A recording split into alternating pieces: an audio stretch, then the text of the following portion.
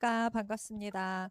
SNT에서 새로 단대소고 지금 1학년, 2학년 내신 영어를 담당하게 된 김민서 강사입니다. 단대소고 영어 하면 너무 쉬운 영어 아니야? 이거 단어만 외우면 끝나는 거 아니야? 이제 이런 자극적인 얘기들이 굉장히 대체해서 많이 돌더라고요. 그래서 저도 시험 문제를 한번 분석을 하면서 어떻게 접근해야지 이 학생들이 잘 준비를 해서 실수 없이 마무리를 할 수 있을지를 생각해 봤는데요. 제가 생각한 것은 시험을 분석하고 그리고 공부의 방향을 어떻게 우리가 잡고 갈 것이냐 이 부분입니다. 그래서 저는 일단 기출을 분석을 했고요. 그리고 기출지 같은 경우는 저는 지금 아이들이 저하고 함께 수업을 시작할 때 학년별로 자기가 기존에 봤던 시험지를 완벽하게 자기 것으로 이제 만드는 걸 원하거든요. 그러다 보니 제가 직접 아이들이 할 수 있는 그런 해설지를 손으로 제작을 하고 있어요. 그래서 저는 모든 학교들이 시험을 보기 전날 새벽까지 줌을 치는 편이거든요.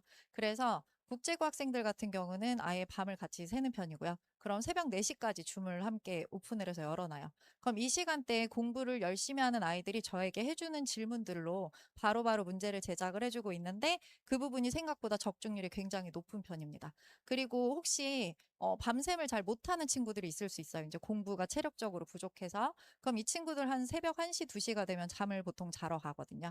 그럼 이 아이들이 한 새벽 6시 정도 또 일어나요. 그러면 아이들이 이제 현타가 와서 뭐부터 공부해야 될지 모르는 경우도 있기 때문에 아침에 꼭 필요한 부분들은 영상으로 그때그때 찍어서 클립을 보내주고 있는데 이것 또한 이제 반응이 되게 좋은 편이었어요. 그래서 기출을 직접 분석을 하고 아이들이 완전히 자기의 것으로 만들 수 있게끔 저만의 방식으로 해설지를 또 작성을 하고 일단 단대소고의 특징이 논리구조 독해가 들어간다는 특이점을 제가 발견을 했습니다. 보통은 단어를 외워서 여기 핵심어 위주로 맞춘다라고 하고 그리고 많은 문제들을 푼다. 이걸로 해서 이제 보통 암기의 영역으로 넘어가는데 논리 구조를 알게 되면 학교 자체가 일단 변형지가 들어가거든요. 그러면 일반적으로 자기네들이 알고 있는 요 지문의 형태로 나오지 않고 핵심어들이 변형되는 타입으로 나와요. 그리고 여기 학교의 특징은 단대소고는 아이들이 그 어법 문제나 이런 것들에 대해서는 아직까지는 집중은 하지 않아도 되지만 언제든지 이것으로 이제 난이도 조정이 들어갈 수 있는 가능성이 높다. 그리고 이 최종적으로 제가 동영모고를 직접 또 제작을 하고 있는데요.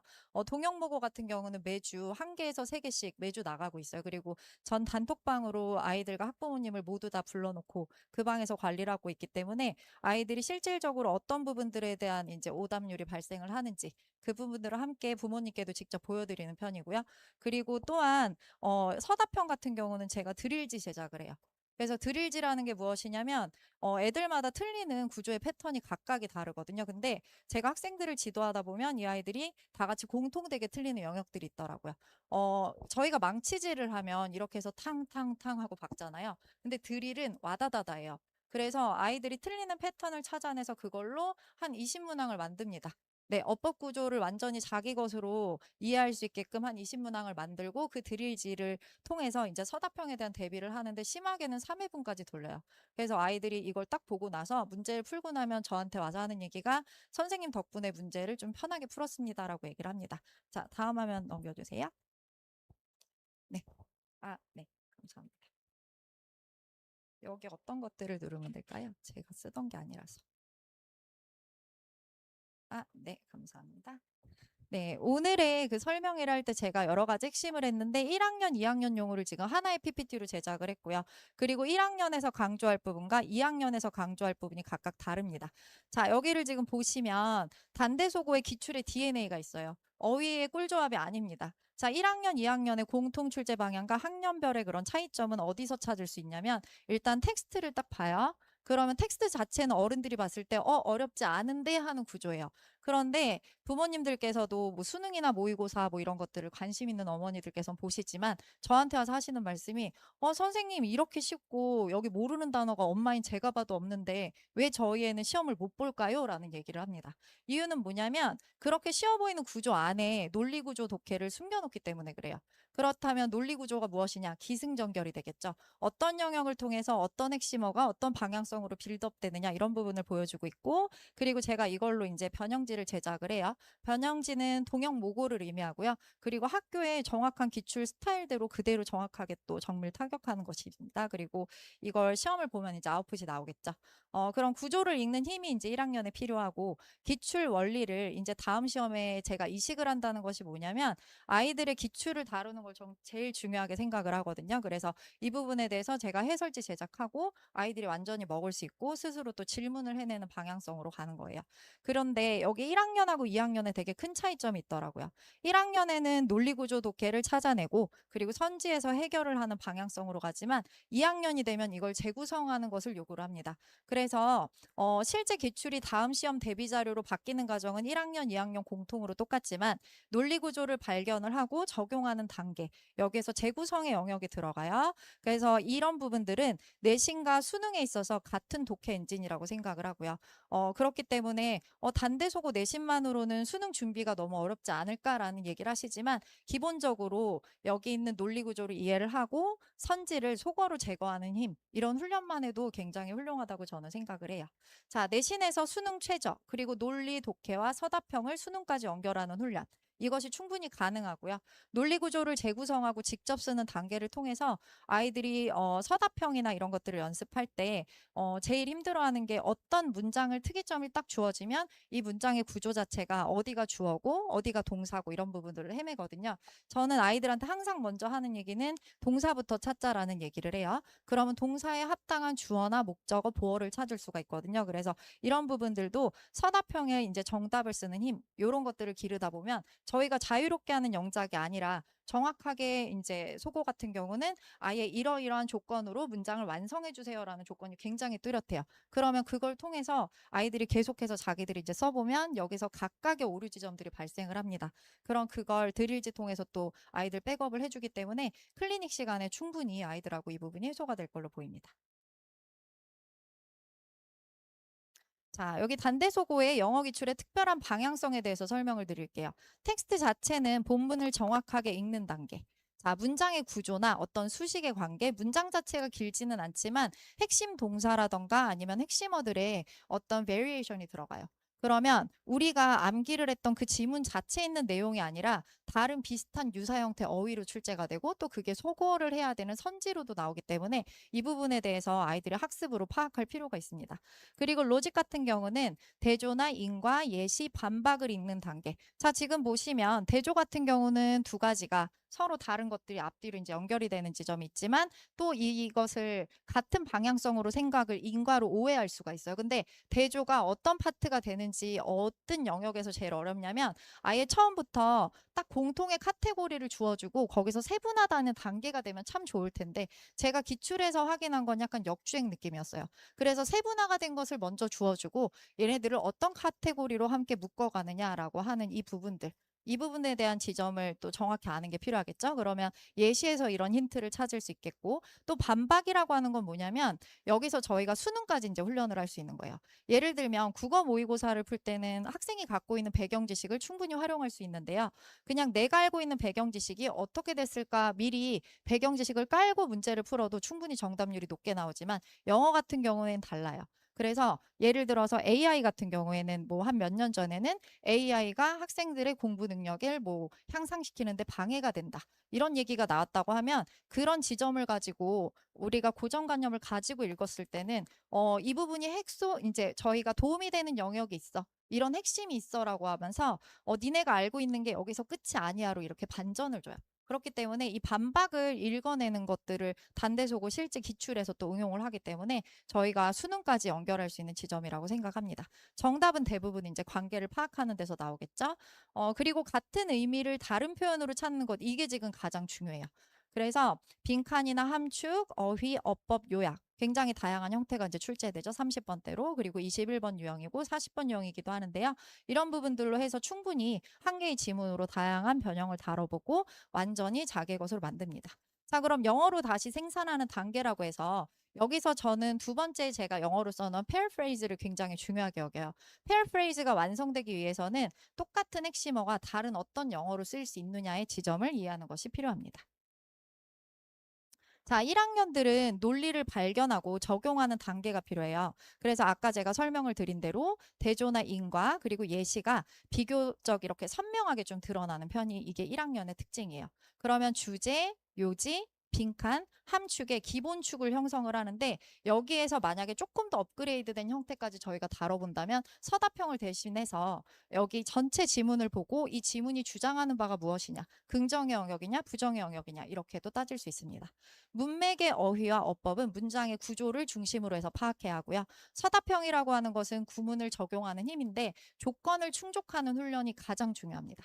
그래서 조건을 충족한다는 건 여기서 서답형을 출제할 때 뭐 더즈는 뺄 것, 아니면 이때 강조 구문으로 쓸 것, 이런 이제 기본적인 유형이 나오니까 이런 것들을 수업 중에 충분히 훈련을 하려고 해요. 제일 필요한 것이 핵심 목표가 이제 구조를 읽어내는 힘, 이것이 이제 논리 구조 독해를 의미합니다. 자, 여기 기출로 해서 이제 제가 설명을 드리자면요. 자, one common misunderstanding of evolution is that. 이렇게 지금 처음에 시작을 하잖아요. 제가 항상 아이들한테 얘기하는 부분들은 이거예요. 첫 번째 문장을 보고 굉장히 매력적인 핵심어를 찾아라. 그 핵심어가 아래쪽 방향성을 향해서 어떻게 빌드업 되는지 포인트를 찾아서 우리가 공략을 해야 한다. 자, 지금 이 지문을 보시면 중간 부분이 이렇게 지금 빈칸으로 출제가 되어 있어요. 아이들이 이 정도는 사실 편하게 풀 수 있고 배려하는 문제라고 볼 수 있겠죠. 친구들이 가장 싫어하는 게 빈칸을 여기 상위 버전의 핵심어를 비워놓는 거예요. 그렇다면 밑에 있는 파편화된 것들을 하나의 구조로 하나의 카테고라이징을 이제 하는 게 굉장히 중요하거든요. 근데 이 문항 같은 경우는 일단 기출 출제의 논리가 정확하게 되게 잘 드러나거든요. 자, 진화를 통해서 완벽해진다라고 하는 것이 우리의 통념입니다. 아까 제가 이전에 화면에서 설명드린 것이 국어하고 영어는 저희가 이해하는 방법이 다르다고 했죠. 국어 같은 경우는 갖고 있는 배경 지식을 충분히 녹여서 저희가 정답률을 확보할 수 있지만 영어는 네가 아는 게 전부일까? 요걸 항상 질문을 던져요. 그래서 네가 아는 게 전부가 아니하기 때문에 저희가 생각했을 때 진화라는 과정을 통해서 저희가 생존에 유리할 수 있도록 이제 완벽해진다. 근데 이 지문을 통해서 주어지는 것들은요. 반박을 하고 있어요. perfection이 아니다. 자, good enough for now. 그냥 지금 현재적으로 우리가 생존하는데 충분한 것이지 이것이 우리가 perfection으로 간다는 아니다라는 거죠. 그래서 여길 보시면 이제 예시로 이렇게 나오는 것이 여기 안텔럽이라고 해서 영양이라고 하는 그 뛰어다니는 애들 있잖아요. 사슴과의 그 애들. 근데 얘네들이 라이언스보다 더 비중이 이제 높게 나와 있어요. 그럼 우리가 생각했을 때 약육강식에 의해서 라이언을 좀 더 강자로 볼 수 있지만 이 글에서 보는 구조는 그렇지 않아요. 그렇다면 여기에서 어떤 라이벌을 통해서 어떤 이제 생명체가 좀 더 진화를 통해서 생존에 가까워질 것인가 이것을 묻는 키워드가 있습니다.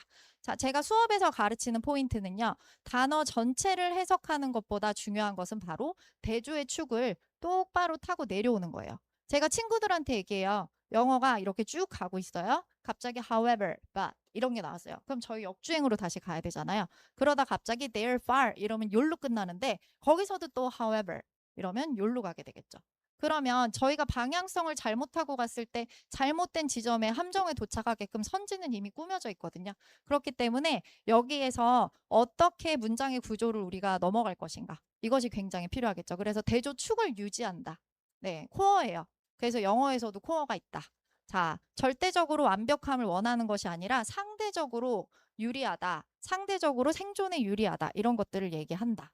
그것이 이 지문의 핵심이고요. 사례가 결론의 증거가 되겠고 선지는 핵심 관계의 재진술. 재진술이라는 게 포인트예요. 그러면 아이들이 알고 있는 단어보다 레벨이 한 단계 높은 걸로 나온다면 그 문제 유형 자체가 이제 오답을 유도하는 것이 되겠죠. 자, 기출은 문장이 아니라 출제 원리를 복제를 합니다. 작년에 이제 아시는 분들은 아시겠지만 학교의 난이도 자체가 중간하고 기말에 편차가 굉장히 심했고 그리고 2학기에 들어서는 문제의 난이도가 어느 정도 레벨링이 맞춰졌어요. 그것이 완전히 적용된 것이 이번 연도 이제 1학기가 돼요. 그래서 1학기에 나와 있는 것들을 가장 기반으로 해서 제가 볼 거예요. 그리고 여기에 있는 오리지널 버전을 이제 보시면 perfection이 아니야. good enough. 충분히 우리가 좋아. 우리가 생존을 위해서 충분히 이 정도면 돼. 여기고 그리고 제가 아까 비교한 구조랑 여기서 어떤 라이벌 관계가 있는지 유형을 빈칸 추론으로 출제했다고 얘기를 드렸잖아요. 그런데 여길 보시면 통념이라고 하는 건 perfection은 A예요. 그런데 이걸 반박을 하는 것이 네 생각이 깨졌어가 지금 여기 반박의 비가 되겠죠. 그래서 이것의 예시로 나온 게 바로 영양과 라이언스가 되겠고 결론으로는 outperform rivals 이렇게 나오죠. 그래서 정답은 뒤에 상위 표현이다라고 이제 결론의 상위적인 표현이다라고 생각하시면 되고요. 이것을 제가 동형목을 만들 땐 이런 식으로 만들어요. 어떻게 만드냐면 마크라는 게 이게 꾸며냈다는 얘기잖아요. 그래서 같은 지문의 주제나 요지를 제가 변형을 하고요. 그리고 요약문의 빈칸 변형 제가 가장 중요하게 여긴 핵심이에요. 요약문 같은 경우는 핵심어가 있기 때문에 그 핵심어를 이제 파악하는 것이 중요해서 여기에 있는 요약문 유형을 제가 가장 중요하게 여기고 여기서 난이도가 조금 더 고레벨로 간다면 아이들이 지문이 충분히 익숙해진 이후에는 함축 의미 변형으로 갑니다. 그리고 문맥의 어휘 변형 학교에서 굉장히 추구미가 이쪽에 있고요. 새로운 지문에도 동일한 논리 구조가 아까 전에 뭐 예시, 뭐 반박 이런 것들이 이제 적용이 되는 거예요. 자, 1학년은 구조를 읽는 힘을 먼저 만듭니다. 자, 각 지문에 있는 그런 논리 구조를 제가 아까 전에 설명을 드렸었죠. 그리고 본문의 표현과 선제 표현을 연결하는 것이 중요하기 때문에 어휘 암기 또한 저희가 게을리할 수 없거든요. 그래서 저는 어휘 단톡방을 운영을 하고요. 한 달에 18회 이상 제출하지 않으면 전화해요, 새벽에. 네, 새벽에 전화해서 무조건 받아내고 친구끼리 짝을 지어주기도 해요. 자, 그럼 여기서 왜 정답인지 여기가 또 되게 중요한 부분이에요. 저는 일반고나 아니면은 엄마들이 내신을 잘 받기 위해서 선택하는 학교에서 초최상위권 애들을 매번 지도를 했었고 이런 아이들이 이제 의대를 가고 입시에 성공을 했었거든요. 얘네들한테 제가 항상 하는 얘기가 뭐냐면 니네 학교가 시험이 쉬운 게 아니야. 왜냐하면 국제고나 전사고에서는 까다롭게 나와서 100점이 어차피 못 나오는 구조가 되게 많아요. 하지만 여기 이제 속어 같은 경우는 어떻게 나오냐면 애들이 정답을 알려고 하는 순간 무너져요. 정답을 찾으려고 하지 말고 이게 왜 정답이 아닌지를 속어해내는 힘이 굉장히 필요하다는 것이라서 과잉된 일반화나 부분 일치, 방향 반대 이걸 제거하는 것이 바로 속어의 핵심이에요. 자, 2학년 건 제가 이제 넘어가고요. 정답을 아는 것과 정답을 쓰는 것 사이의 간격이라고 이제 제가 얘기를 했는데 아까 전에 말씀드린 대로 지금 조건을 보시면 1, 2, 3번 이렇게 해서 이제 나와 있잖아요. 그러면 이 조건문에 학교에서 기존에 출제된 그 리스트들이 있어요. 그러면 그걸 적용을 해서 아이들하고 변형을 서술형 대비만 또 열심히 또 저희가 해보고 있습니다. 자, 기출문제 한 문제에서 다음 시험 대비 자료가 나오는 과정은 제가 기출을 해체를 해요. 기출을 해체를 하고 기출의 포인트를 DB화한다 그래서 아까 서답형 같은 경우도 굉장히 다양한 유형을 무조건 적용해서 지문 한 개에도 정말 많은 것들이 서답형으로 출제될 수 있고 서답형 전용으로 출제되는 그런 어법들도 정해져 있거든요. 그 부분은 또 따로 훈련을 하고요. 만약에 못한다. 그럼 드릴지로 와다다다 받고요. 드릴지 한 다음에 또 제 방식으로 패스를 못했다. 백지노트 들어갑니다. 네, 백지노트 될 때까지 쓰고 안 되면 10번 쓰기도 클리닉 시간에 남겨서 할 거예요. 자, 다음 범위에 매핑을 하는데 기출하고 같은 출제 지점을 저는 알고 있기 때문에 여기에 그대로 그 프롬프트 그대로 저희가 지문을 이제 적용을 시키면 다른 것들이 이제 대비용으로 해서 자료가 제작이 되는 거예요. 자, 단대소고 내신. 굉장히 엄마들이 생각했을 땐 가벼울 수 있어요. 왜냐? 다른 학교보다 쉽거든요.